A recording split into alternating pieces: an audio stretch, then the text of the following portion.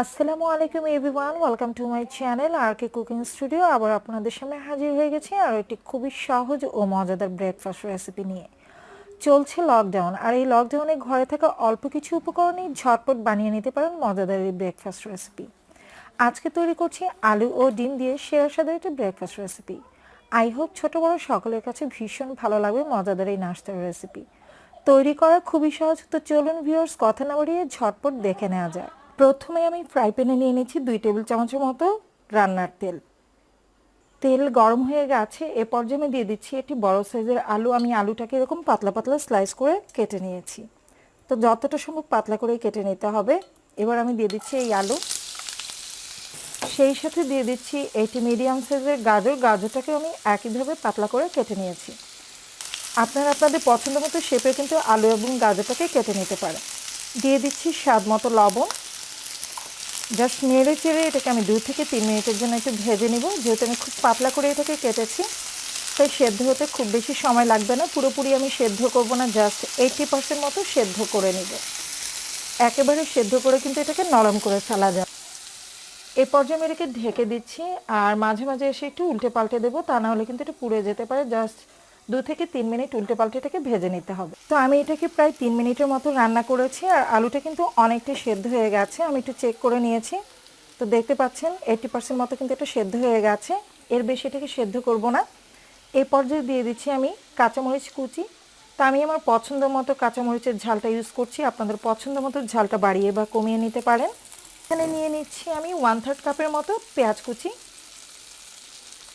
আমি পেঁয়াজ কুচিটাকে অমলেট কাটে কেটে নিয়েছি। খুব মিহি করে এটাকে কুচি করে নিতে হবে। জাস্ট নেড়ে চেড়ে আমি 1 মিনিট একটু ভেজে নিব, খুব বেশি সময়টাকে আমি ভাজবো না। তো আমি প্রায় 1 মিনিটের মতো পেঁয়াজ কুচি ও মরিচ কুচি দিয়ে ভেজে নিয়েছি। এই পর্যায়ে আমি এটাকে চুলা থেকে নামিয়ে নিচ্ছি। প্রথমে আমি মিক্সিং বলে নিয়ে নিচ্ছি 2টো ডিম।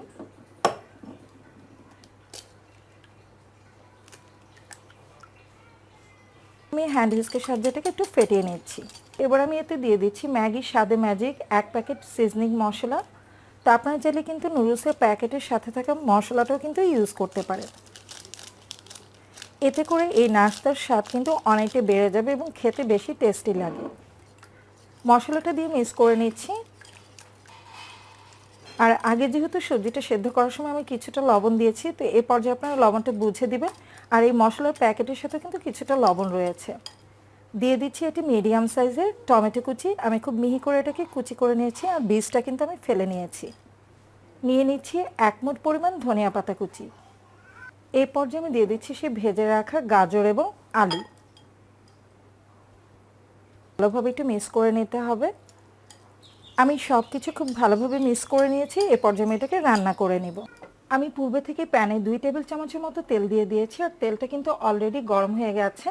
আর এই পর্যায়ে আমি চুলার আঁচটা মিডিয়াম টু লোতে করে দিয়েছি। তো এবার সেই মিশ্রণটা আমি ঢেলে দিচ্ছি,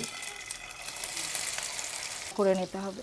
তো এবার জাস্ট সব দিকে সমানভাবে ছড়িয়ে দিচ্ছি, যাতে সব দিকে সমান হয়, আর এটাকে রাউন্ড শেপে তৈরি করে নিচ্ছি। খুব বেশি আঁচে কিন্তু এটা রান্না করবেন না, তাহলে দেখা যাবে যে ডিমটা পুড়ে যাবে, কিন্তু ভেতরের দিকটা সুন্দরভাবে হবে না, নিচের দিকটা পুড়ে যাবে। তাই অল্প আঁচে কিন্তু এটাকে রান্না করে নিতে হবে। তো এই পর্যায়ে আমি এটাকে ঢেকে রান্না করছি জাস্ট 3 থেকে 4 মিনিটের জন্য। আমি প্রায় 3 মিনিটের মতো এটাকে ঢেকে রান্না করেছি, আর এর নিচের দিকটা কিন্তু হয়ে গেছে। আপনি একটু আলগা করলে দেখতে পাবেন। তো আমি স্প্যাচুলার সাহায্যে একটু আলগা করে দেখেছি যে এর নিচের দিকটা খুব সুন্দরভাবে কিন্তু ভাজা ভাজা হয়ে গেছে। তো এই পর্যায়ে আমি একটি সমান প্লেট নিয়ে নিব, আর এই সমান প্লেটটা এই প্যানের উপর বসিয়ে নিব। আর বসিয়ে খুব সাবধানে কিন্তু এটাকে উল্টে নিতে হবে, তা নাহলে কিন্তু ভেঙে যাওয়ার একটা চান্স আছে। তাই সাবধানে এটাকে উল্টে নিতে হবে। তা আপনারা লক্ষ্য করলে দেখতে পাচ্ছেন এই পাশটা কিন্তু খুব সুন্দরভাবে কিন্তু রান্না হয়ে গেছে, এবং কালারটা কিন্তু খুব সুন্দর এসেছে। তো আমি উল্টে নিয়েছি, এবার এই পাশটা আমি একটু রান্না করে নিব। তো একইভাবে এই পাশটাও জাস্ট 2 থেকে 3 মিনিটের জন্য রান্না করে নিতে হবে, যাতে এই পাশটা খুব সুন্দরভাবে কুক হয়ে যায়। তো দেখতে পাচ্ছেন নিচের দিকটা কিন্তু খুব সুন্দরভাবে রান্না হয়ে গেছে। একইভাবে কিন্তু অপোজিট সাইডটাও কিন্তু রান্না করে নিতে হবে। তো এই পর্যায়টাকে ঢেকে দেওয়ার কোনো প্রয়োজন নেই। তো আমি একইভাবে অপোজিট সাইডেও কিন্তু 3 মিনিটের মতো রান্না করে নিয়েছি, আর এটা কিন্তু খুব ভালোভাবে এখন 2 সাইডে রান্না হয়ে গেছে। তো এই পর্যায়ে আমি এটাকে চুলা থেকে নামিয়ে নিচ্ছি। সেম ওয়েতে আমি এটাকে নামিয়ে নিব, তা না হলে কিন্তু এটা ভেঙে যেতে পারে। তবে পরিবেশনের সময় আপনারা আপনাদের ইচ্ছে অনুযায়ী এটাকে পরিবেশন করতে পারেন কেটে। তো আমি এটাকে এই পর্যায়ে নামিয়ে নিচ্ছি। দেখলেন ভিউয়ার্স, কত সহজে কিন্তু ঝটপট তৈরি করে নেওয়া যায় মজাদার এই ব্রেকফাস্ট রেসিপি।